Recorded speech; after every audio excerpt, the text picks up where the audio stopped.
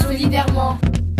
Bonjour, merci de nous rejoindre. Bienvenue donc dans votre émission Solidairement pour la 5e édition. Pour cette édition, on a décidé d'interviewer donc un acteur étatique, l'acteur principal qui représente la Mauritanie au niveau de tout ce qui est solidarité franco-mauritanienne. Nous avons avec nous donc Monsieur Ba Mamadou Samb qui va tout de suite se présenter. Merci beaucoup en tout cas d'être venu. Est-ce que vous pouvez vous présenter s'il vous plaît? Écoute, c'est moi qui vous remercie de m'avoir invité à cette interview. Et je m'appelle Ba Mamadou Samb, je suis à l'ambassade, je m'occupe personnellement de la coopération décentralisée entre la France et la Mauritanie. D'accord. Est-ce que vous pouvez nous dire depuis quand vous occupez ce poste? Une belle question et puis vaste réponse. Je vous dirais que j'ai commencé ça très tôt parce que quand je faisais mes études à Paris et en droit public et organisation administrative, et aussitôt j'ai commencé à militer dans les organisations internationales européennes et françaises. Et de là, j'ai découvert qu'il y avait une opportunité qui existait. Cette opportunité, c'est de mettre en relation des villages ici, plus précisément des communes, et avec des villages d'Afrique. C'est là que pour la première fois, j'ai eu accès à cette façon de mettre en symbiose une ville française et une ville mauritanienne, ce qu'on appelle communément le jumelage coopération.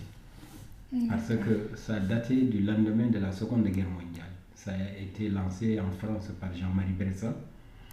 À l'époque, c'était pour essayer de réconcilier deux peuples antinomiques, donc le peuple allemand et le peuple français, disons le peuple allemand et le peuple européen ou mondial d'une manière générale. Donc cette réconciliation doit se fonder d'abord par la mise en relation d'un village de France ou d'une commune de France avec une commune allemande. Voilà le point de départ. Tout à fait. Et ça a évolué, et ça s'est élargi, et ça a coïncidé vers les années 60, à l'indépendance de la plupart des États d'Afrique, qu'il fallait précisément essayer de faire vivre cette façon de faire avec les pays africains, mais cette fois-ci, c'est pas parce que c'était des peuples antinomiques, mais c'était des peuples colonisés par l'Europe, maintenant qu'il va falloir essayer de mettre en relation, en symbiose pour développer des actions. Garder un contact. Garder le contact. C'est vrai. D'accord, c'est très intéressant, vraiment. C'est vrai que oui, par rapport au schéma Allemagne, c'est vrai que même la France, le pays justement où il y a le plus de jumelage, c'est avec l'Allemagne, et c'est bien de savoir pourquoi. Est-ce que vous pouvez nous parler ce qu'englobe la coopération franco-mauritanienne? La coopération franco-mauritanienne a plusieurs variantes. Il y a d'abord la coopération étatique, d'État à État, donc la coopération bilatérale. Celle-là ne concerne que la France et la Mauritanie. Et cette coopération bilatérale traite des dossiers extrêmement lourds dont les populations elles-mêmes ne peuvent pas essayer d'intercepter ou même de saisir le dossier pour pouvoir faire évoluer. Parce que ça demande des moyens financiers, des moyens encore diplomatiques entre État et État. Ça, c'est mis à part. Il faut que cela existe entre les pays. Il y a ce qu'on appelle aussi la coopération multilatérale. Ça, c'est avec plusieurs organisations internationales. L'exemple de l'UNESCO ne traite précisément que de ce dossier. Donc, au niveau de l'ambassade, n'est traité ici que la coopération bilatérale. Mais s'ajoute à cela cette coopération dont je vous parlais, la coopération autre de relation de commune à commune, donc qui est en dehors de la coopération bilatérale. Donc, ce qui veut dire qu'on englobe trois types de relations entre la France et notre pays, la Mauritanie. D'accord. Est-ce que vous pouvez un peu plus développer donc la coopération donc, où vous occupez le plus, c'est à savoir intercollectivité. Est-ce qu'on peut savoir quelles sont les collectivités mauritaniennes jumelées avec les collectivités françaises et leur nombre? Il y en a plusieurs. On peut considérer que on avait essayé de mettre en relation à peu près une quarantaine de communes françaises qui ont des actions de coopération avec soit des villages mauritaniens, soit des communes mauritaniennes. Pourquoi villages mauritaniens? Parce que c'est en 1981 qu'il y a eu cette première relation entre la France et la Mauritanie. Le point de départ, c'était Tokomaji. C'est mon village natal. J'ai pris aux auditeurs de m'en excuser. Et il fallait un point de départ. Ce point de départ, c'était mon village natal que j'ai essayé de mettre en relation avec Argenton-sur-Creuse. À l'époque, il n'y avait pas de commune en Mauritanie. Au moment où il y a eu l'institutionnalisation des communes en Mauritanie, donc c'était politique mise en œuvre par le gouvernement mauritanien, il fallait désormais trouver un appui ou un exemple. Tous les villages à l'époque qui avaient des relations avec des villages, avec des communes françaises, je crois que le gouvernement mauritanien a opté à considérer que c'était un modèle de développement. Du moment qu'on s'oriente vers la communalisation, du moment qu'il y a une partie ou une frange de population déjà qui ont ces types de relations, qui ont une ouverture sur le plan international, on peut se baser sur elles, sur ces communes pour essayer de développer un état d'esprit. Parce que, avant tout, la coopération communale, c'est un état d'esprit. D'accord.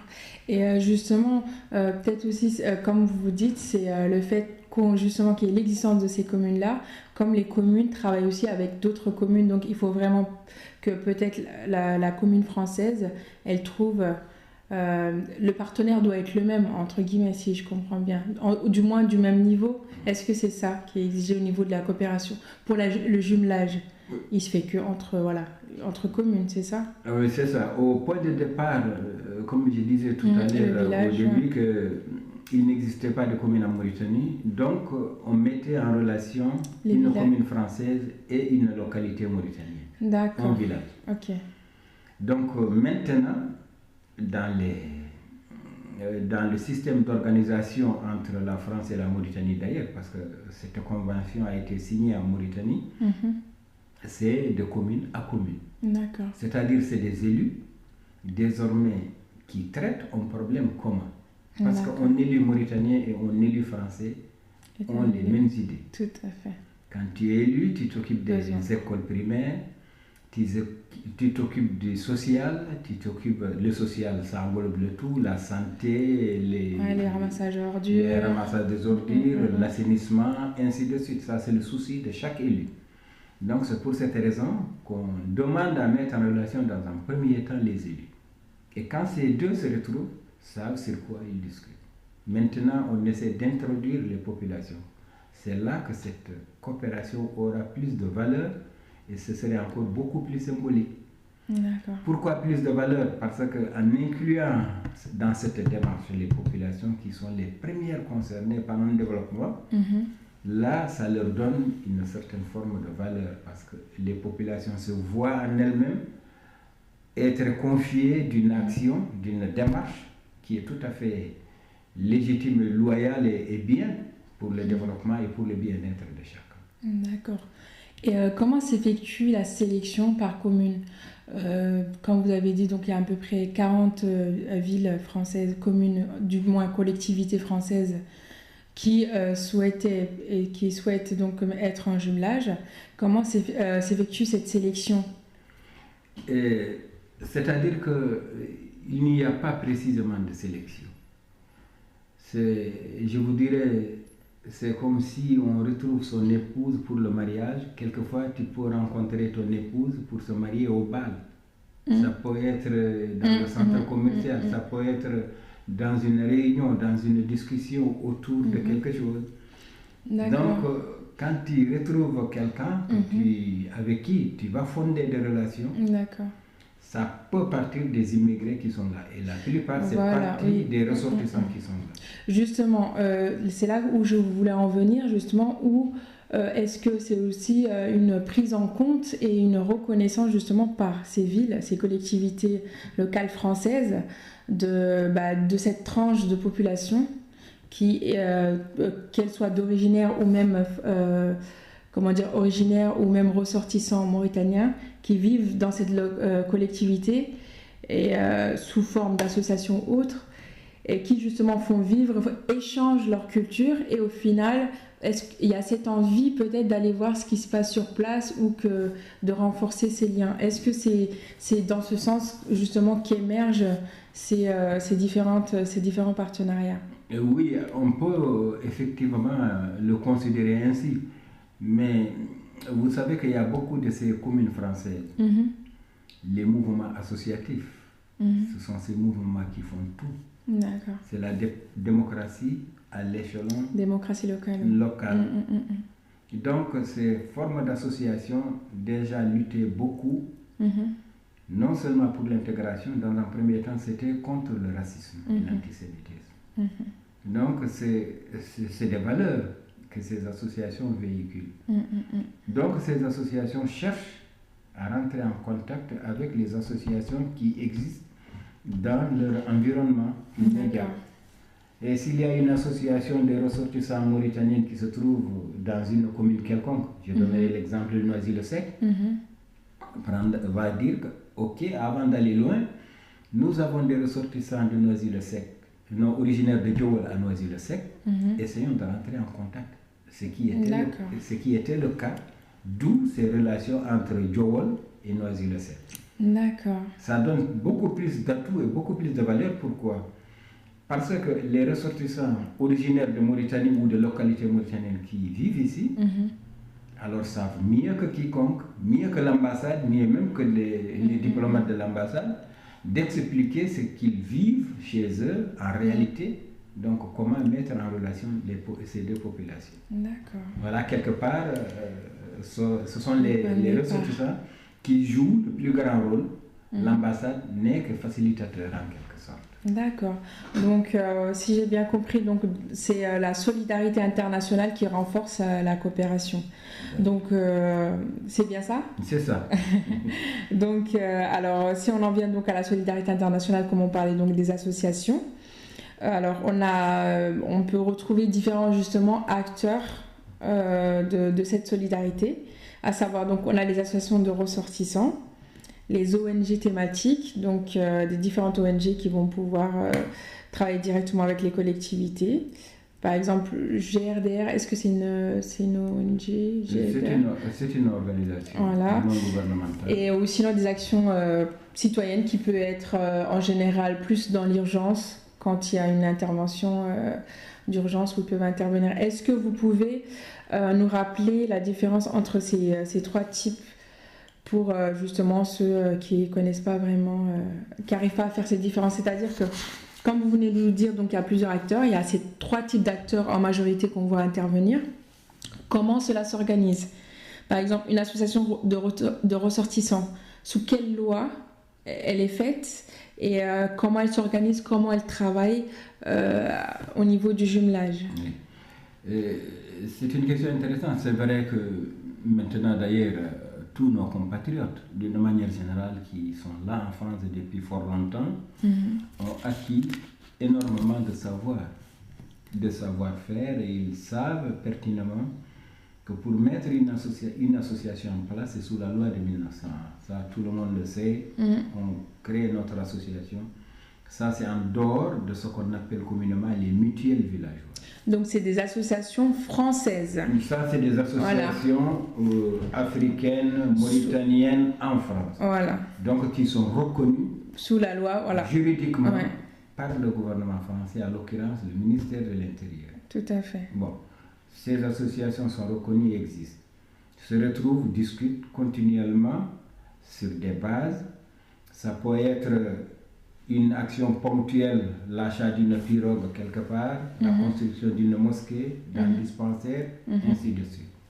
Et que par la suite, à côté, en parallèle, il y a une organisation tel que GRDR, parce que vous venez de citer, je prends Tout à cet fait. exemple, qui est là en place, qui a une expérience considérable de tout ce qui se rapporte aux migrants d'une manière générale. C'est sur le long de la vallée du fleuve Sénégal, aussi bien en Mauritanie qu'au Sénégal, au Mali et en Guinée, parce que c'est là que réside en tout cas un plus grand nombre des ressortissants africains de l'Afrique de l'Ouest, de ce côté, pour pouvoir s'occuper de leurs projets, les accompagner dans leur démarche, dans le savoir-faire, apporter un appui technique et technologique pour en tout cas que ces associations puissent faire vivre leurs projets dans leur village d'origine. D'accord. Donc voilà cet exemple en parallèle de GRDR. Maintenant, le reste, alors tout le monde est acteur. Dans une action, quelle qu'elle soit, n'importe qui est acteur, qu'il soit immigré ici ou là-bas, ressortissant là-bas, qu'il soit organisation française, gouvernement ici, gouvernement là-bas, tout le monde est acteur. Quand on ignore quelqu'un, quelquefois le projet peut être bloqué, se retrouver bloqué. C'est vrai, tout à fait. Donc au niveau, donc tout le monde, quand vous dites est acteur, justement, est-ce que vous pouvez nous rappeler les 3 différents moyens justement de participer à ces projets? Quels sont les moyens dont on peut justement intervenir, apporter son apport? Vous parlez des moyens financiers, certainement. Bon, humains et matériels. Bon, moyens humains, c'est d'abord avoir l'envie et se dire qu'une action, du moment qu'elle concerne telle localité, le fait que j'apporte mon savoir bénévolement, c'est un appui. Ce n'est pas du tout négligeable et il faut le faire. Parce que c'est un effort, plus un effort, que ça redouble d'efforts, et conjuguons nos efforts pour qu'on arrive ensemble à établir ou à réaliser un projet quelconque. Maintenant, il y a les moyens techniques, le savoir-faire. Tu es ingénieur ou tu es technicien supérieur ou tu as d'autres capacités, mets-le au profit de l'association et là encore c'est un appui. Et il y a le reste c'est l'aspect financier. En tout cas, le plus important d'abord, c'est au côté humain. Engagement humain. Donc c'est l'engagement humain. Quand on arrive à fédérer tout ce monde-là autour d'une action, on dit qu'on va essayer d'avancer, c'est certain. Pour le reste, c'est tout à fait trouvable. Un appui financier, bon, maintenant ça commence à être un peu plus difficile qu'il y a quelques années. Mais l'action financière, toujours, est-il qu'elle apporte en tout cas un complément de plus auquel les cotisants, c'est-à-dire les immigrés qui sont là, qui autour de leur association ne peuvent pas faire la totalité du projet, mais qu'on peut considérer jusqu'à 30% s'ils participent, les 70% qui restent peuvent être trouvés par une autre ONG, par une autre collectivité, par une autre institution. Justement, en parlant des moyens financiers, quels sont les différents types justement de financement qu'une association de type loi 1901, du moins celles qui interviennent en Mauritanie, peuvent obtenir? Au niveau des subventions. Au niveau des subventions, il y a d'abord la subvention de la collectivité dans laquelle vous vous retrouvez, la commune. Du moment que vous êtes une association africaine sous la loi de 1901, adressez-vous dans un premier temps, du moment que à la commune rattachée. Vous avez les statuts de votre organisation aux élus. Que nous sommes telle association, voilà ce que nous avons, ce que nous voulons mettre en œuvre pour apporter une certaine forme de solidarité ou d'action quelconque dans telle localité ou dans tel pays. D'accord. Vous déposez. Maintenant, c'est au maire de voir quels sont les moyens dont il dispose pour pouvoir débloquer des fonds et subventionner chaque mouvement associatif. D'accord. Et en dehors maintenant des mairies, il y a les autres organisations qui peuvent apporter leur appui. GRDR par exemple. Ouais. Ou UNICEF, ou UNESCO. UNESCO, voilà. Tout ça, c'est des organismes qui peuvent apporter leur appui, effectivement, financier. D'accord. Et quelquefois, c'est la communauté européenne. Parce que la communauté européenne aussi finance beaucoup de ces projets. Mais toujours est-il, il faut rappeler à nos auditeurs qui nous écoutent, c'est qu'il ne faut pas se leurrer, mais mettez vos moyens aussi en œuvre. C'est-à-dire, vous devrez avoir au minimum 30% de possibilité de financer cette action. Et cette action aussi ne se finance pas simplement en termes financiers. C'est-à-dire on n'a pas d'argent. Il y a un moyen humain sur place qu'il faut évaluer et faire comptabiliser. Et que ça rentre en ligne de compte. Donc vous pouvez faire évaluer cela et dire que nous pouvons. Je donnerai un exemple simple. Vous voulez construire un lycée dans une localité précise, en Mauritanie, au Sénégal ou ailleurs. Vous êtes des ressortissants, vous avez fait des cotisations ici, alors il vous manque à peu près, disons, 10 000 euros. Et il vous manque 10 000 euros, mais vous avez dit que vous êtes capable de participer jusqu'à la hauteur de 30% du financement global. Il faut voir l'effort considérable en termes de force, la participation des populations, aller chercher du bois, aller chercher des briques, aller chercher de l'eau, participer à la construction, à l'élévation des murs, tout cela.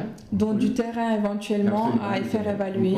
Il faut le faire évaluer. Donc voilà pourquoi il ne faut pas négliger cet aspect-là, c'est extrêmement important pour les donateurs, pour les bailleurs de fonds, etc.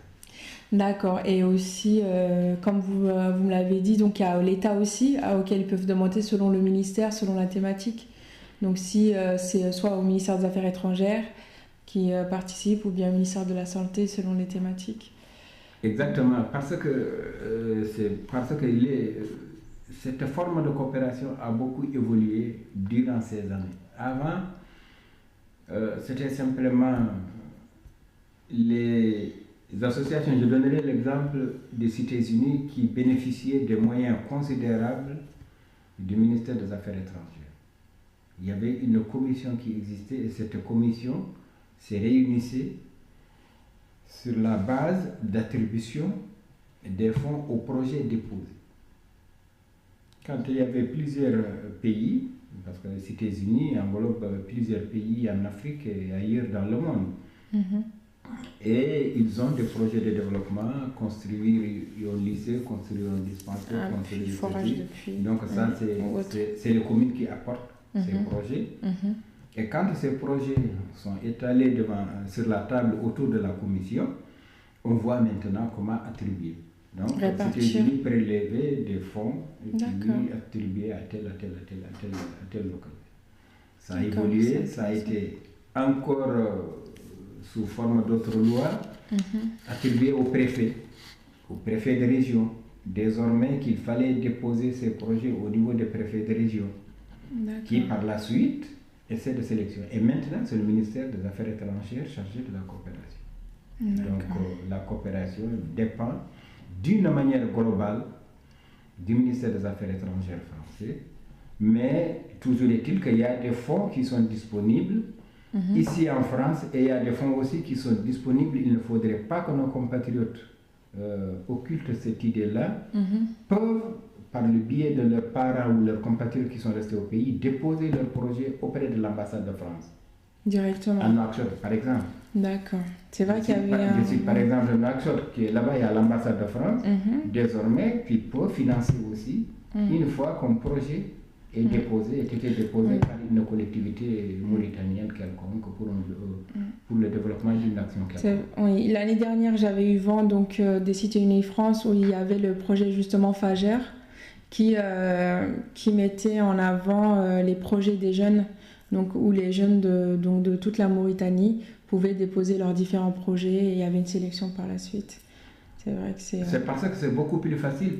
Au cœur de l'action, l'ambassade de France aussi peut envoyer des missionnaires de l'ambassade pour aller vérifier l'effectif réel de ce projet. Est-ce qu'il est vraiment là? Est-ce qu'il y a un monde qui est mobilisé autour? Est-ce que ce n'est pas un projet personnel? C'est ça.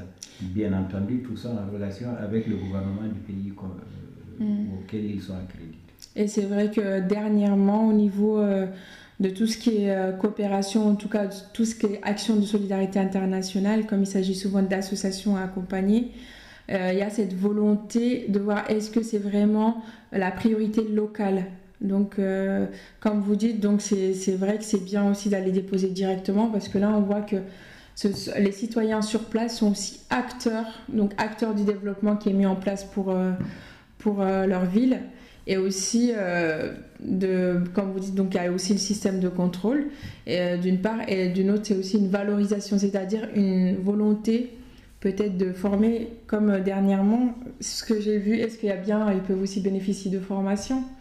Les associations, les associations peuvent bénéficier de certaines formations. Mise en place du budget. Absolument, sur le confectionnement du budget, comment traiter ça, et puis comment suivre certaines opérations, gérer le budget, gérer le projet lui-même.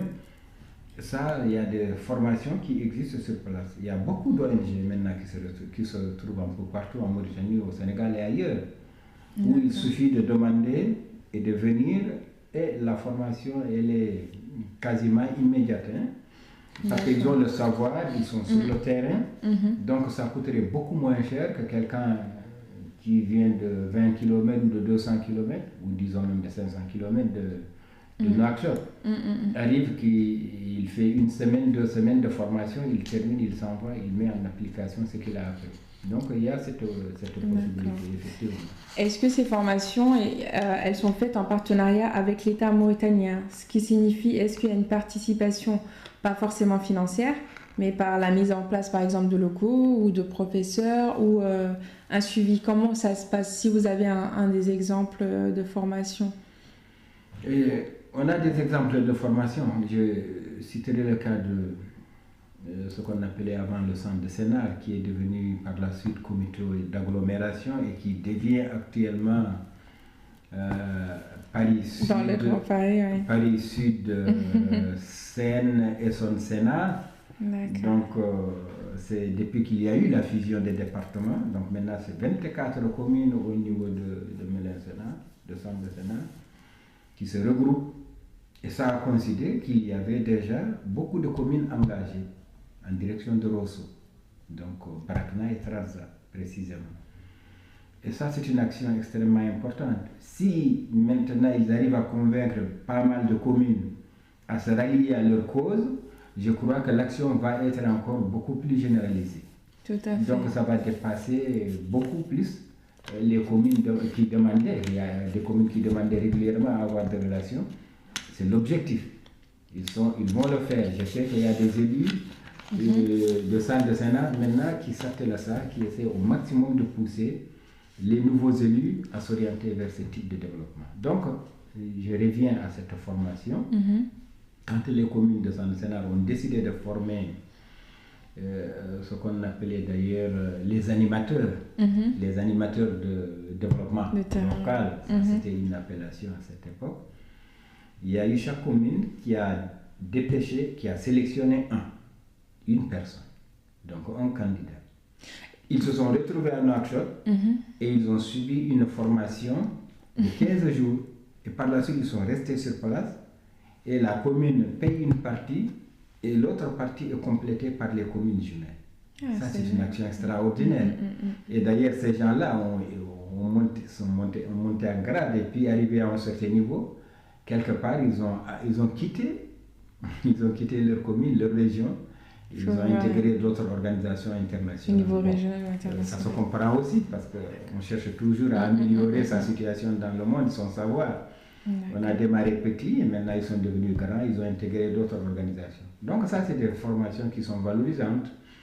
Et les gens n'ont pas eu à se déplacer, à venir en France et puis avec le froid et la fatigue, etc., bénéficier d'une formation sur place. D'accord. Est-ce que vous avez quelques dates précises, pas au moins, mais au moins l'année, pour voir qu'on arrive un peu à se situer à quel moment des formations similaires ont eu lieu? Bon, il y en a souvent, hein. C'est vrai que chaque année il y a différentes formations, mais les formations justement où les collectivités françaises jumelées se rendent sur place, quelle est la dernière ou quelle a été la première?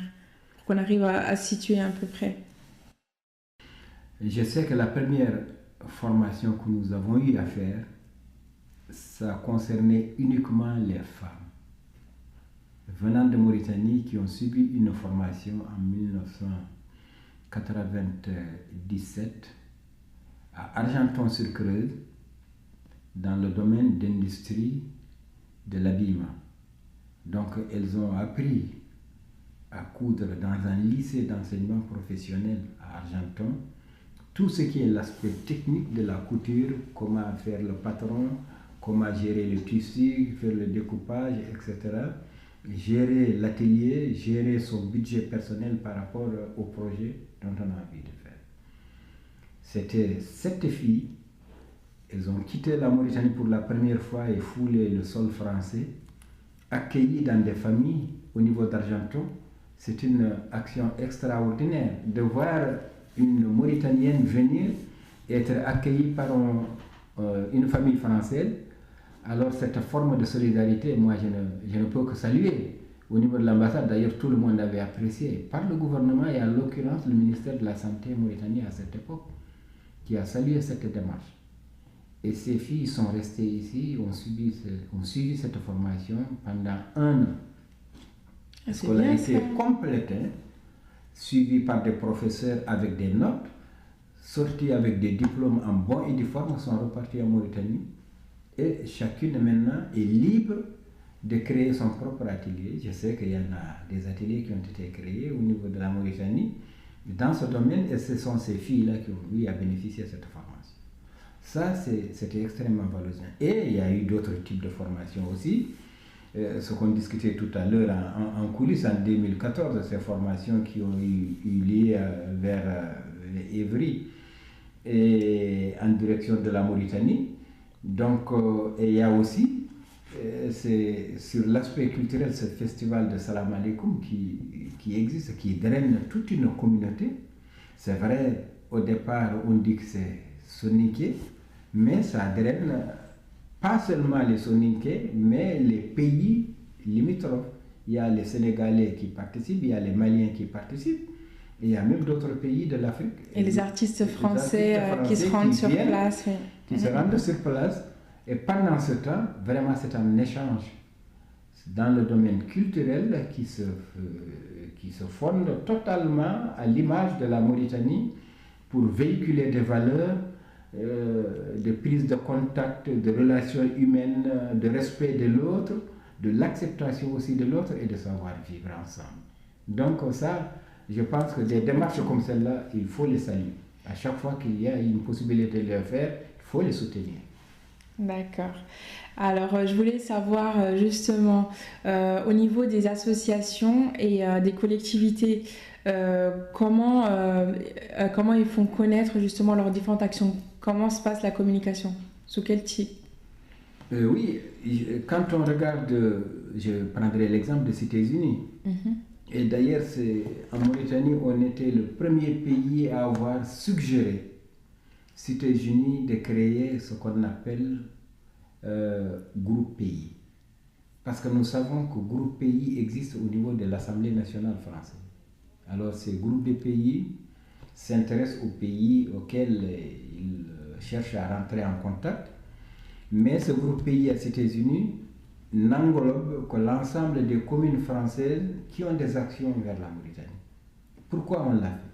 C'est suite à des actions que ces communes menaient différemment, d'une manière très diverse et dispersée, et quelquefois il y a des erreurs qui se commettent de part et d'autre. Le fait qu'on se retrouve, qu'on communique entre nous, les actions que nous avons menées, nous avons eu telle difficulté au niveau de la France, ou telle difficulté auprès des autorités modernes, ou telle difficulté auprès des populations locales concernées, ça permet aux autres aussi de tomber dans le même piège. Donc ça, c'est des actions, c'est une démarche tout à fait acceptable qu'on a maintenue, et ces groupes pays aux Cités-Unies existent toujours.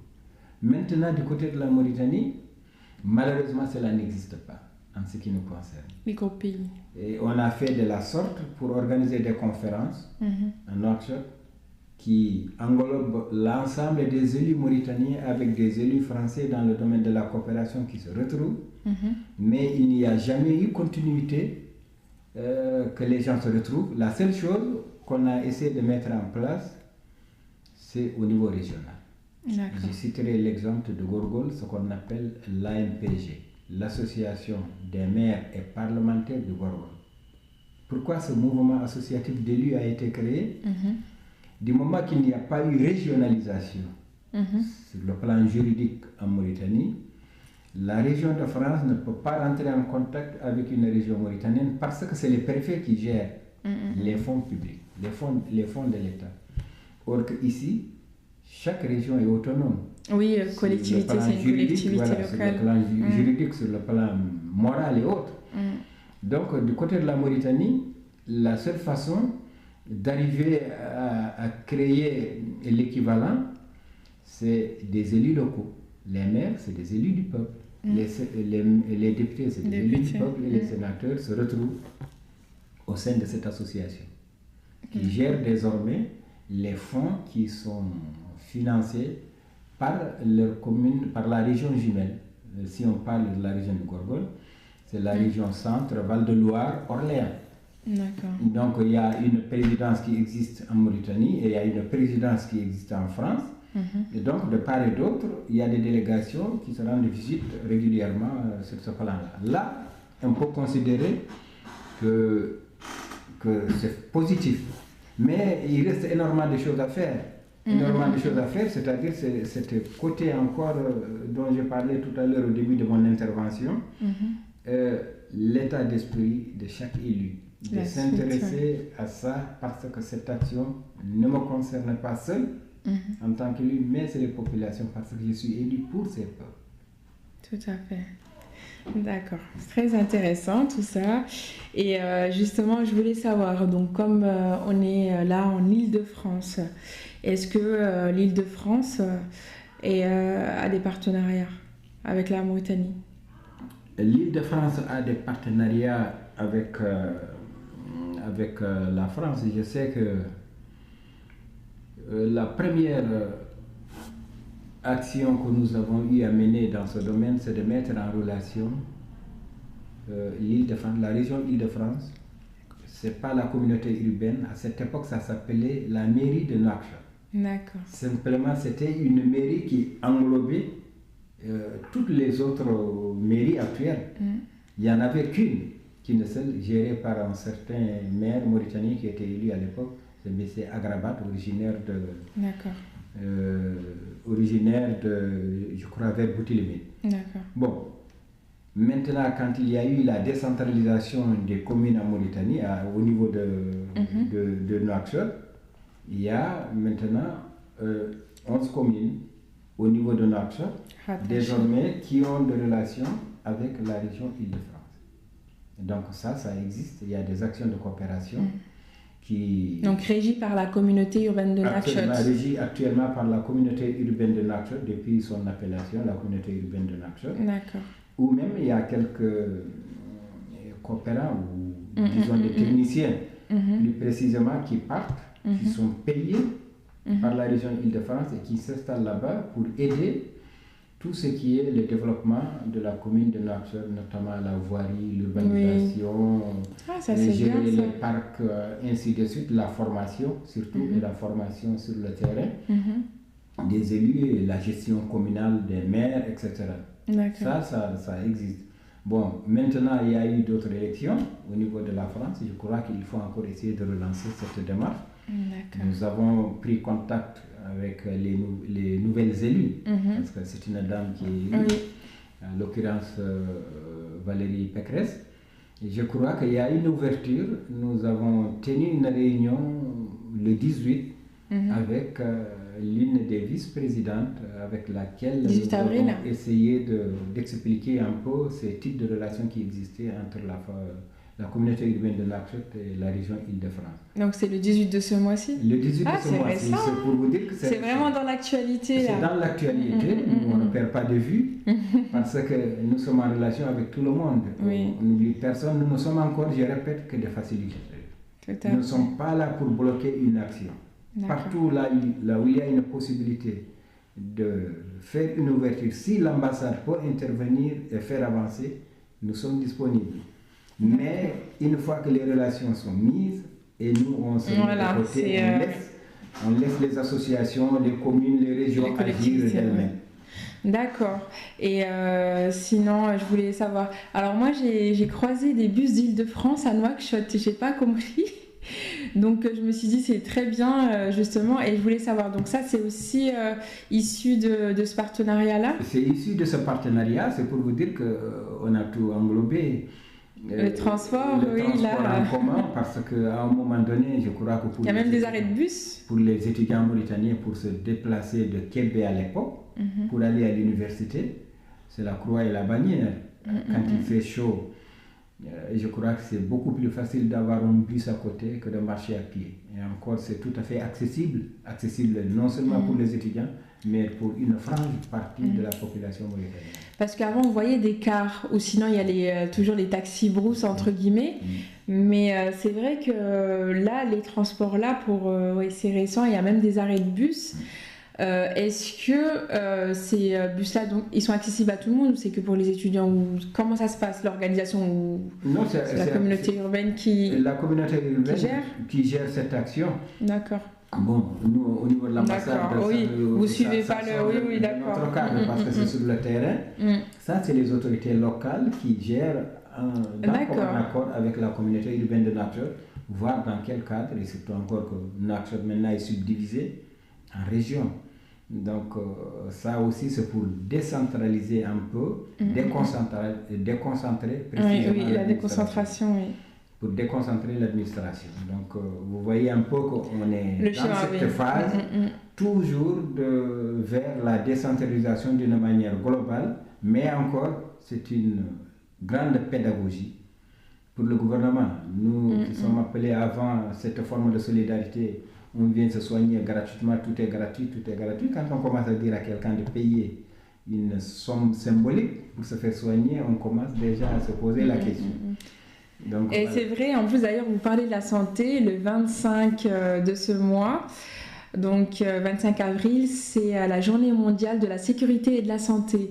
Donc on va faire un petit focus juste de quelques minutes. Est-ce que vous pensez que justement dans ce cadre de partenariat, donc jumelage, collectivité et les différentes associations de leur action, est-ce que vous pensez que c'est une des priorités de leurs différentes actions? Si oui, est-ce que vous avez vu une amélioration au niveau local, justement, suite aux différentes interventions? Je vous citerai plusieurs exemples dans ce domaine. C'est parce que l'aspect santé, chez nous, c'est crucial. Et quand on voit comment nos populations sont dispersées dans toute cette étendue territoire mauritanien, alors que tout est concentré d'une manière générale vers les grandes villes et les autres localités ou les autres communes ont des difficultés considérables pour se soigner un petit bobo, pour une plaie extrêmement grave, ou pour l'accouchement, et pour autre un bébé qui se retrouve en difficulté ou un vieillard. Alors, de ce côté, je crois que toutes les communes françaises qui ont eu des actions avec la Mauritanie ont investi dans ce domaine, sur l'aspect santé. Case de santé au départ, dispensaire par la suite, et c'est devenu hôpital. Je citerai l'exemple encore de Joal. Joal maintenant, c'est devenu un hôpital. Il y a des gens qui viennent avec Noisy-le-Sec. Joal, c'est quelle région? Joal, c'est Gorgol. C'est Gorgol, d'accord. À 17 km de Kaïdi. 17 km de Kaïdi, mais les routes ne sont pas goudronnées. En temps d'hivernage, c'est extrêmement difficile d'y accéder. Donc, cette localité maintenant, il y a des lits, il y a des perfusions, il y a des gens compétents qui sont là. Et de temps en temps, des Français médecins quittent ici et partent là-bas pour séjourner pour 2 semaines, 3 semaines et apporter encore le savoir-faire. C'est très bien. Ça. Et avec le matériel. C'est valable pour l'hôpital de Rosso. Ça aussi, c'est la commune de Sandesena, Moissy Kramaïl à l'occurrence, qui a investi un budget colossal, qui a refait complètement l'hôpital de Rosso, permettant ainsi cette unité d'hôpital d'accueillir au maximum de malades et avec des soins tout à fait considérables, tout à fait adaptés surtout. Donc des exemples comme ça, c'est Boutilmi, c'est valable, et d'autres. Donc, vous voyez un peu, l'aspect santé n'est pas négligé. Oui, donc, oui, c'est assez primordial. Et d'ailleurs, on a reçu donc le président de l'association LEAD avec la commune, qui travaille avec la commune de Bouilly et la commune donc d'Aubervilliers qui est jumelée. Et ils sont dans le développement, si j'ai bien compris, d'un système de CMU, d'une mutuelle, où tout le monde pourrait accéder à des soins gratuits. Absolument. Donc c'est toujours, c'est dans le jumelage, hein. Oui, cette association, nous l'avons reçue ici à l'ambassade. Je crois que nous avons beaucoup apprécié la démarche. Bon, cette démarche est innovante en la matière, parce que le fait de donner la possibilité à chacun, pas simplement les gens de Bouilly, c'est le plus largement possible, toute personne, je ne dirais pas même citoyen mauritanien, pour eux, dans leur état d'esprit, toute personne qui est malade et qui se présenterait, alors pourrait se faire soigner gratuitement. Et il y a une carte maintenant qui existe, la carte de santé.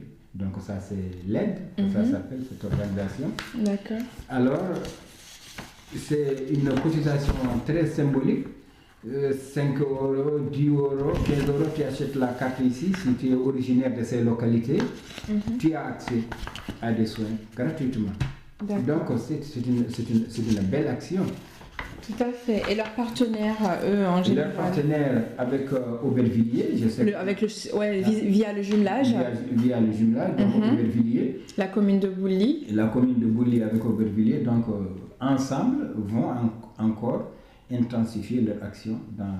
Le GRDR, si j'avais bien entendu aussi. GRDR, effectivement. Peut-être que je pense qu'ils vont solliciter le financement de l'Union européenne. Compte tenu de l'enveloppe, je pense que là, voilà, il faudra peut-être étendre la... Effectivement, quand la somme est assez importante et surtout le projet, quand il est très sérieux, la communauté européenne s'y intéresse. Et quand la communauté européenne accepte de financer, il donne une somme conséquente. D'accord. Et sinon, juste comme ça, donc j'ai été une fois donc à Attar.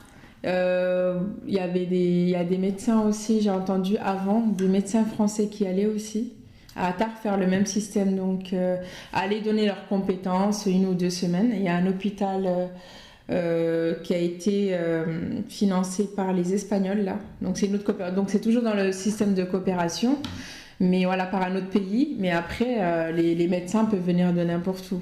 Donc, bien éventuellement, bien sûr, parce que la coopération espagnole est très efficace aussi au niveau de la Mauritanie et très bien accueillie par les autorités mauritaniennes. Via Action contre la faim, ou parce qu'il y a aussi Action contre la faim espagnole. Justement, donc, parce que vous savez, chaque pays a une façon de mener la coopération. Il y a certains pays qui préfèrent apporter de l'argent et mettre au service des régions ou du pays partenaire. Pays partenaires. Et il y en a d'autres qui viennent avec leurs compétences et qui mènent des actions tout à fait sur le terrain avec la formation et tout ce qui est adapté. Donc c'est tout à fait variable. Les Allemands encore ont une autre manière de faire la coopération. D'accord. La coopération allemande aussi existe auprès des collectivités mauritaniennes et autres. Donc je pense qu'avec tout cet ensemble, si les actions sont coordonnées, on arrive à les gérer d'une manière saine, on arrivera à faire avancer pas mal de choses dans le domaine de la santé. D'accord. Est-ce que Attar a un jumelage avec une autre ville française? Attar, effectivement, avait eu un jumelage avec Boulogne-Billancourt. Donc à l'époque, c'était M. Georges Gors, qui fut le premier ministre de Georges Pompidou. D'accord. Et qui effectivement s'est rendu à Attar. Il y avait eu des actions qui ont été menées. Maintenant, on ne sait pas si ça continue, parce que comme je l'ai dit tout à l'heure au début de mon intervention, on met... C'est les acteurs, qui font... on laisse les acteurs faire le reste. Faire vivre la coopération. Absolument. L'ambassade ne peut tout pas à fait, oui, tout le temps suivre les gens, et ça ne doit pas se faire. Tout à fait. Il faut que les gens qui nous écoutent sachent que nous ne sommes pas là pour réellement substituer ce que vous devez faire. Nous pouvons vous accompagner dans vos démarches Là où vous ne pouvez pas y aller et que l'ambassade aura plus de voix ou plus de reconnaissance, nous sommes disposés et disponibles à vous emboîter le pas. Et si je prends un autre exemple, donc je prends 3 exemples de 3 zones différentes. Zouairat avec Rodez, c'est sur quel plan? Zouairat avec Rodez aussi, il y a eu l'aspect santé, mais surtout c'est dans le domaine de l'eau et de la formation. D'accord. Donc là c'est avec le maire de Zouairat, les anciens maires. Le maire actuel n'a pas eu encore l'occasion de se rendre à Rodez. Mais nous sommes en train de voir au moment du congrès des maires de France pour mettre en relation ces deux parties-là ensemble pour qu'ils voient comment ils peuvent faire évoluer naturellement cette forme de coopération. Au niveau de l'eau, c'est parce que, est-ce que c'est dans le, comment dire, c'est une zone assez désertique ou il y avait un accès à l'eau qui était pénible, c'est ça? Effectivement, c'est extrêmement difficile au niveau des Zouairat parce que c'est quasiment désertique. Ouais, c'est le désert. Et on avait tenté des systèmes de forage jusqu'à 100 mètres de profondeur. Hein. Ah oui. Et c'est de l'eau saumâtre qui sort des puits, quelquefois même qui est impropre à la consommation. Qu'on peut utiliser certainement pour l'arrosage des jardins. Mais sans doute qu'il va y avoir de l'évolution dans ce domaine aussi. Il y a la contribution de l'État mauritanien, je crois, qui fait là-bas aussi des belles réalisations. D'accord. Et si je prends par exemple Bababé, il y a une... Bababé, c'est avec Cesson, effectivement. C'est où Cesson? Cesson, c'est dans le département de 77. Donc toujours, oui. Vers Melun. D'accord. Donc, effectivement, il y a des très bonnes relations qui sont suivies jusqu'à présent. Il y a eu construction de collège par la suite qui a été transformé en lycée. D'accord. Il y a eu un appui santé aussi, et il y a eu aussi l'appui de tout ce qui est jardin maraîcher, tel que les femmes qui s'occupent naturellement de faire cette culture tout à fait adaptée sur place, tel que les oignons, la patate douce ou bien le gombo ou autre. D'accord. Et l'Ixeiba, pour finir avec l'Ixeiba. Et l'Ixeiba avec Anthony. Ah, d'accord. L'Ixeiba avec Anthony, ça se passe bien. Et je crois que là aussi, ils avaient envisagé même de partir à une certaine époque, mais ça a coïncidé avec le renouvellement électoral ici. Donc ça s'est tempéré. Mais tout cela, on attend que ça se mette en place. C'est-à-dire les nouveaux élus découvrent les dossiers et avec les ressortissants de l'Ixeiba qui sont là aussi, sont très dynamiques. Participent, c'est eux qui poussent au maximum cette commune à évoluer dans le sens positif en incluant non seulement la mairie de l'Ixeiba, mais le collectif des gens de l'Ixeiba qui se trouvent à Nouakchott. D'accord. Donc tout à l'heure on a parlé des actions actuelles donc du 18. Est-ce qu'il y a quelles sont les actions à venir, la prochaine action à venir? Au mois de qu'est-ce qui se prépare, qu'est-ce qui se trame dernièrement au niveau de la coopération? Quelles sont les dates à retenir? Ce qui se prépare actuellement, c'est faire une grande diffusion au maximum pour faire connaître encore la Mauritanie, beaucoup plus que ça, parce que nous serons à l'honneur au moment du congrès des maires de France qui va regrouper 360 000, je crois, maires qui vont se retrouver pendant 2 jours ou 3 jours. Et là, la Mauritanie serait à la une. Donc il y aurait une délégation mauritanienne conduite par son président, le président de l'association des maires de Mauritanie, qui vont essayer de discuter avec les élus français qui sont là, parce qu'ils auront une salle propre à eux, où ils mettront quelques documents pour distribuer, pour faire connaître le pays, pour faire connaître un peu de l'action, comment l'échange peut se faire à ce niveau. Et là, les élus mauritaniens, maintenant, c'est à eux de convaincre leurs partenaires et de se faire leur place au sein naturellement de ce concert international. Alors, il aura lieu quand ce congrès? C'est un congrès, c'est ça? Ce congrès aura lieu précisément le 31 mai, le 1er et le 2 juin. Donc, c'est pour bientôt. Alors, ça nécessite quand même une grande organisation par la fédération, par l'association des maires de France. Est-ce que vous y serez normalement? Moi, savez je, pas encore. moi, je ne suis pas élu. On essaie simplement de d'accord. mettre cette action en place. Nous ne sommes pas élus. D'accord. On peut être invité, se faire inviter au moment de l'ouverture. D'une manière générale. D'accord. Quant à l'ouverture, peut-être l'ambassadeur sera invité, qu'elle viendrait, qu'elle se ferait accompagner par quelqu'un. D'accord. Et une fois l'ouverture terminée, je crois qu'on laisse maintenant libre action à nos élus mauritaniens de démontrer leur talent. D'accord. En tout cas, merci beaucoup d'être venu, d'avoir accepté cette interview qui nous éclaire vraiment sur ce qu'est la coopération franco-mauritanienne et des différentes actions justement des acteurs français ou acteurs mauritaniens ici et ailleurs. Et on souhaite une bonne continuation à tous ces acteurs. Et on espère justement pouvoir, nous, à notre tour, nous rendre justement dans les différentes actions pour aller aussi faire un peu de communication sur leur action et le communiquer justement aux différents Mauritaniens d'ici et ailleurs. Est-ce que vous avez quelque chose, un rajout, un oubli? Je rajouterai simplement en retour mes remerciements envers vous en tant que radio, en tant que moyen de communication, parce que vous êtes l'acteur de développement encore le plus attitré dans le monde, parce que véhiculer l'information, ce n'est pas donné à n'importe qui. Et savoir encore la maîtriser et l'utiliser au service et au profit des gens qui écoutent, c'est encore gagné. Donc c'est le cas de votre radio. Ce que je rajouterai en plus, c'est dire à nos compatriotes simplement que les acteurs pour le développement, c'est tout le monde. Il ne faut pas se décourager, il faut continuer à mener cette action. C'est un combat de tous les jours, parce que c'est un état d'esprit qu'il faut marteler à chaque instant. Rien n'est gagné. On perd une seconde, on a beaucoup perdu.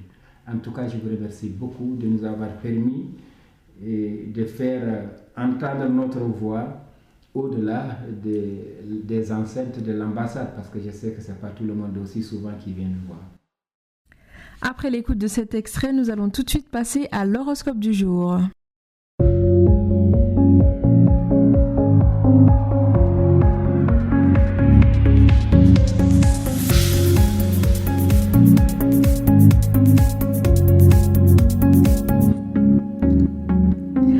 L'horoscope du jour est tourné donc à l'occasion du 25 avril 2016 où on fête la journée mondiale de la sécurité et de la santé, est tourné vers la santé. En plus avec l'été qui approche, donc on va s'occuper un peu de tout ce qui est au niveau de la santé, donc au niveau de la nutrition. Donc il y a beaucoup de filles qui se posent des questions sur leur perte de poids, est-ce qu'elles mangent équilibré et autres. Donc voilà, les filles et aussi certains garçons. Donc c'est tourné dans ce sens. Alors commençons. Taureau, mieux vaut tard que jamais. Vous avez décidé de vous mettre au sport. Esprit sain dans un corps sain, telle est votre devise. Gémeaux, envie d'une virée en amoureux ou entre amis, c'est le moment. Mais choisissez de préférence un endroit ensoleillé et préférez la marche. Cancer, vous avez essayé tous les régimes, mais rien n'y fait, vous gardez toujours vos petits bourrelets. Ce n'est pas en vous privant de nourriture que vous allez perdre du poids. Préférez plutôt un changement de votre alimentation. Lion, vous avez décidé de ne plus manger du gras et pourtant votre poids reste le même. Et cela même vous conduit à avoir des carences. Demandez conseil à votre médecin. Il n'y a pas de secret, il vous faut pratiquer une activité sportive et si vous souhaitez éliminer, mangez équilibré et buvez beaucoup d'eau. Vierge, vous avez un régime de vie calculé au millimètre près. Détendez-vous et laissez-vous surprendre par votre environnement de vie. Balance, vous ne jurez que par les fruits et légumes. C'est très bien, mais n'oubliez pas que votre organisme a besoin des autres aliments pour se réguler correctement et aussi pour pouvoir garder la santé. L'astuce, c'est d'être raisonnable et de mesurer les quantités. Scorpion, la santé des autres vous préoccupe. Vous vous sentez concerné par le sort des autres et vous avez envie de donner votre temps en dehors de votre travail. Pourquoi ne pas s'engager dans une action bénévole auprès d'une structure travaillant dans ce domaine ? Sagittaire, l'équilibre de votre couple vous permet d'avoir une santé de fer. Capricorne, restez maître de vous et ne vous laissez pas avoir par votre addiction qui impacte directement sur votre santé morale et physique. Poisson, vous êtes en pleine forme, comme un poisson dans l'eau. Bélier, ce n'est pas votre santé qui va mal, mais votre morale et c'est ce qui impacte sur votre santé. Même un coup de pied fait bondir en avant. Alors, il est temps pour vous d'être acteur de votre vie.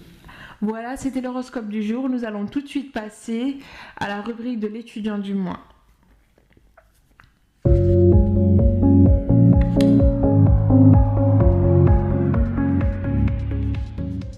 Bonjour Monsieur Soumaré Kodo, vous avez été élu comme étudiant du mois par notre radio RMI Info. Félicitations à vous. Alors, cette nomination a été faite par votre parcours scolaire et votre engagement dans le domaine de la solidarité fort intéressant. Est-ce que vous pouvez revenir donc sur une présentation de votre parcours scolaire et aussi nous expliquer pourquoi ce choix d'orientation? Bonjour RMI Info, merci pour votre honorable nomination l'étudiant du mois et vous êtes actuellement avec votre frère. Permettez-moi de me présenter. Je me nomme Soumaré Kodo, âgé de 33 ans, originaire d'un petit village appelé Toulel, situé au sud de la Mauritanie, dans le département de Marama, région du Gorgol. Toulel est majoritairement composé des Soninké, il y en a aussi des Peuls et des Maures. Donc c'est à Toulel que j'ai effectué mes études primaires jusqu'à 1998. J'étais dans l'obligation de quitter Toulel pour effectuer mes études secondaires à Magama. Et à Magama, j'ai resté là-bas jusqu'à 2003. Et il n'y avait pas au lycée à Magama, j'étais dans l'obligation d'aller à Nouakchott. Et j'ai fait mon lycée à Touramadia. Donc j'ai eu mon bac en 2006 en lettres modernes. Littérature, donc après je me suis inscrit à l'université de Nouakchott en 2007 jusqu'à 2010 et j'ai eu mon licence en environnement et droit en Nouakchott en 2010 et puis j'ai continué mes études en France. Je suis venu à l'université de Nice, Sophia Antipolis, fac de droit Robert Souman. Et c'est là où j'ai effectué mes études jusqu'à 2013.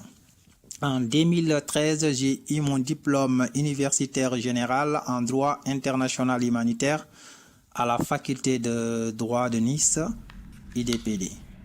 Ah d'accord, c'est fort intéressant. Vous avez, donc un parcours universitaire à Nouakchott et aussi en France dans 2 villes différentes. Est-ce que vous pouvez revenir sur vos expériences professionnelles dans ce sens, à savoir les stages et travail saisonnier que vous avez pu occuper pendant votre formation ou à côté? Bon, je vous dirais, mon expérience professionnelle a commencé d'abord par des stages et ainsi de suite avec les travaux en tant qu'étudiant. Donc, les stages, j'ai commencé depuis au collège de Marama. Donc, nous avons mener des enquêtes pour voir les espèces en voie de disparition dans la région du Gorgol. Et voilà, et moi-même en tant qu'éleveur, bon, j'ai élevé pas mal des espèces en voie de disparition. Bon, chez moi-même, j'avais pas grand moyen, mais voilà, j'avais mon petit parc, voilà quoi, j'ai gardé des espèces. Et puis, on était venu à Nouakchott, on avait notre professeur qui s'appelle Mokhtar El Hassan. Donc, Mokhtar El Hassan nous a initié à faire pas mal des enquêtes. Donc, au niveau de Nouakchott même, auprès de ZRDR, auprès de pas mal des entreprises. Donc là, j'avais mené des enquêtes dans le comptage des oiseaux et lutter contre la désertification. Il nous a menés partout. Et voilà, grâce à ces expériences, j'ai compris pas mal de choses, vraiment qu'on avait beaucoup de choses à faire en Mauritanie. Donc je suis déjà conscient de ça. Donc on a mené même au niveau de la communication, quel est le problème socio-économique de Mauritanie. On avait mené une enquête avec Chinguitel. Et voilà, j'ai continué. Et particulièrement, je suis quelqu'un qui est très associatif. Donc, j'aime la vie en collectivité. Donc, je suis adhéré pas mal des associations. Je me suis adhéré à l'association SOS SIDA. Donc, on faisait des sensibilisations auprès de la population contre les maladies sexuellement transmissibles. Donc, j'étais adhéré à une autre association qui s'appelait SIA, ASAT. Donc, c'était une association des jeunes soninké de Nouakchott, lutter contre le tabagisme et ainsi de suite, quoi. Donc, on sensibilisait la population contre le danger du tabac. Et aussi, j'étais membre de Radio Internationale France, donc RFI, aussi Radio Internationale Japon. Donc on était là-bas aussi, donc on avait même des livres, donc on écoutait, on apprenait quelques mots en japonais. Voilà, et après, lorsque j'étais venu en France aussi, donc j'ai continué la même chose. Donc voilà, j'ai été à Camargue plusieurs fois pour voir vraiment comment l'environnement développé. Et vraiment, j'ai vu vraiment pas mal de choses. Et vraiment la protection, pas mal des espèces qui sont vraiment que tu pensais même pas qu'ils vivaient. Et quand je partais à Camargue, c'était une grande surprise pour moi. Et puis voilà, je me suis de côté associatif, toujours comme je vous ai dit, c'était une passion. Donc je me suis adhéré avec une association qu'on appelle, donc c'est très connu d'ailleurs, Amnesty International. On a une antenne de jeunes à Nice. Donc du coup, on a mené des activités ici pour la sensibilisation, ainsi de suite. Donc on a une réunion à chaque premier samedi du mois. Donc avec Forum de réfugiés aussi, j'ai amené des stages. Donc là, on accompagnait des gens, on leur aide à constituer leur dossier, ceux qui demandent d'asile. Donc voilà, ainsi de suite, et ceux qui ont des problèmes de démarches administratives. Et on a une autre association qui a le siège à Marseille, qu'on appelait Aide aux personnes en difficulté. C'était une association humanitaire. Donc là, on aidait les gens qui viennent, qui n'ont pas de logement, on les accompagne, ou les problèmes, les gens qui ont des problèmes, qui ne parlent pas français, leurs démarches administratives, ainsi de suite, pour leur aider à s'intégrer. Donc voilà, et les étudiants qui viennent, qui n'ont pas de logement ou qui ont des problèmes particuliers financiers ou ainsi de suite, quoi. Voilà, et c'est comme ça que j'ai eu l'expérience dans la vie collective. Bon, avant même à Mauritanie, donc dans mon village natal, j'étais président d'une association qu'on appelait ASCAT. C'est une association sportive, culturelle et artistique. Là, on organisait vraiment des théâtres, on organisait vraiment des championnats en football. Donc, je pense que tout le monde connaît, bon, c'est Tournoi de Guidimara. Donc, c'est l'ensemble des villages soninké. Donc, on participait, on s'entraînait, on formait des équipes, ainsi de suite, quoi. Donc, les théâtres, on prenait des thèmes, vraiment les problèmes actuels. Donc, on joue en théâtre, comme par exemple les gens qui ne comprennent pas des choses. On prend un thème particulier, on étudie le thème et puis voilà, pour sensibiliser la population, pour leur éveiller sur un sujet particulier. Et on organisait aussi des soirées, donc dans les maisons de jeunes, pour voilà quoi, montrer la culture traditionnelle soninké. Ah d'accord, ok, c'est fort intéressant. Donc vous avez pu, si j'ai bien compris, avoir donc de l'expérience dans l'humanitaire en France comme en Mauritanie, donc dans votre village. Est-ce que vous pouvez nous préciser quelle branche humanitaire vous attire le plus? Est-ce que c'est plutôt le domaine de la santé, le domaine du sport par exemple, là où vous avez pu exercer, ou tout ce qui est dans le domaine social avec les différentes aides que vous avez pu apporter administrativement comme vous avez expliqué, ou est-ce naturellement tout ce qui est le droit humanitaire? Et vous m'avez demandé si naturellement le droit humanitaire ou bien autre domaine précis. Je vous dirais tout ce qui est humanitaire mais indispensable.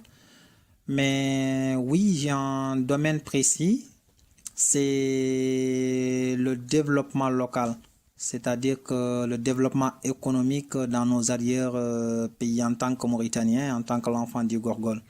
Donc, comme nous avons constaté tous pendant ces dernières décennies, vraiment pas mal de pertes humaines et pas mal de pertes de l'environnement. Tout ça est dû à quoi? Parce que maintenant, l'environnement n'est plus protégé. Il n'y a personne qui est intéressé à rester dans nos localités, tout simplement parce qu'on n'a pas de rentabilité. Les gens comptaient sur les saisons, c'est-à-dire que les pluies, maintenant, les saisons s'en donnent plus parce que il n'y a pas de pluie comme avant. Et du coup, les gens, ils sont obligés de s'immigrer. Maintenant, ils cessent à survivre. Et nous avons vu les conséquences économiques qui a causé tout ça. Et bien, maintenant, les gens font l'immigration. Il y en a des gens qui sont prêts même à se suicider, tout simplement pour avoir une vie meilleure et venir en Europe. Donc, je dirais vraiment, il faut qu'on cherche à trouver une solution. Vraiment, c'est intéressant pour le monde entier vraiment et pour nous en particulier vraiment qui perdons nos familles, qui perdons les gens qui sont plus chers pour nous. Donc du coup, je pense que c'est le développement local, donc vraiment cette branche, on doit vraiment mettre en valeur. D'accord. Et quels sont vos projets actuels et vos projets futurs? Est-ce que c'est dans le sens que vous venez de nous exposer? Donc, en tant qu'étudiant, parcours environnement et humanitaire, franchement, moi, comme je viens de vous citer tout précédemment, le développement local. Parce que je sais vraiment par expérience que pour que nous puissions développer, il faut que nous serons indépendants économiquement. Et nous avons constaté ces dernières décennies au niveau de nos régions qu'on avait des problèmes de développement économique tout simplement parce que les gens comptaient sur les saisons. Et les saisons sont plus rentables. Et là, il faut qu'on trouve une autre méthode. Donc, parce que la pluie n'est pas comme avant, donc c'est plus abondante. Donc, du coup, il va falloir que nous trouvions d'autres solutions modernes. Et pour cela, il faut que nous trouvions vraiment aide avec les ONG qui veulent vraiment aider les gens qui font l'agriculture. Et nous développons cette localité. Et projet futur que moi j'ai, franchement, depuis tout bas âge, je suis quelqu'un qui aime l'élevage. Donc, du coup, j'ai élevé pas mal des espèces. Et finalement, donc là, avec les voyages, je suis plus disposé, mais jusqu'à présent, j'en ai certaines espèces. Mais je pense que vraiment, on doit protéger les espèces en voie de disparition. Donc, moi, mon projet futur que je veux vraiment un parc au niveau du Gogol et pour protéger les espèces en voie de disparition. Et merci pour votre honorable nomination en tant qu'étudiant du mois. En tout cas, Monsieur Soumaré, je vous remercie de votre présence. Je vous remercie d'avoir répondu à nos questions. Donc, je vous rappelle, c'est l'étudiant du mois, donc d'RMI Info. Et donc, c'est la personne à suivre qui va apporter, nous espérons, plus tard, beaucoup dans le domaine de la solidarité internationale, que ce soit en France ou en Mauritanie. Mauvaise alimentation ou les maladies.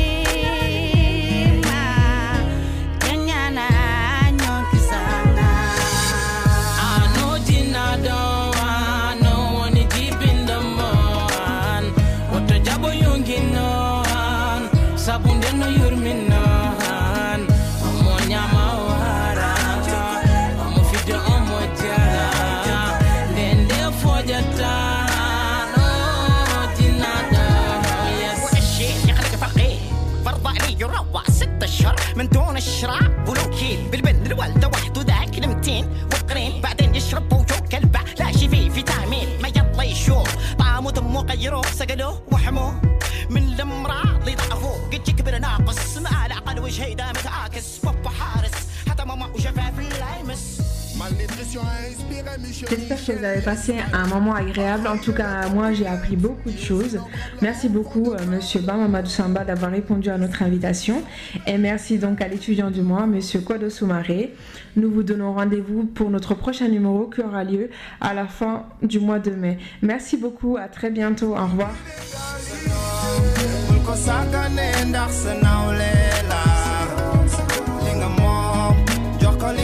Suba chono wachela Dr. Babuito Ngawara dine me kusadom Yenti on ti jurom yenti wer Fekheba napal ka jurom benuwer Gasde pergitre ne biyu ferte gite ko ante kirodi nyadi kala nyama kala wilsi dade odon kada bido wi ko ngura bido ko jiddo moji ko sura woni jangde woni nedi woni jikku wona badi wallahi wonto hedi woni kala nyande kala futere gite besgo kala yayo mi halfini ma horam ko an sanci moram biddo moji ko hayo sabu mi wona bayo eshibadu marata